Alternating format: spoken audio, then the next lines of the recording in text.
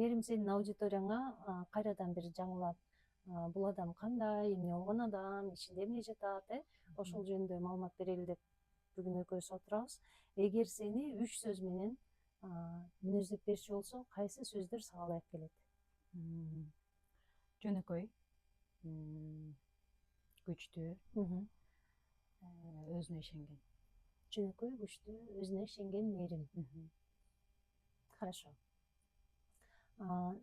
Сен кадрга көптөн бери өзүңдүн мигранттык турмушуңду, анан ошо аялдык бир өзүңдү өстүрүү аракеттериңди, алган билимдериңди, ошондой эле сага күчтүү таасир берген бир инструменттерди бөлүшүп келатасың да.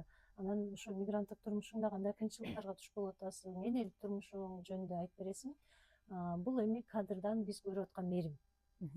Чыныгы жашоодо мээрим кандай мээрим? Чыныгы жашоодо мисалы кадрда мен күчтүү көрүнүшүм мүмкүн, бирок чындыгында өтө сезимтал, болор-болбос нерсеге ыйлай берген кызмын. Дагы элеби? Ооба, мисалы сүйүнсөм деле ыйлай берем,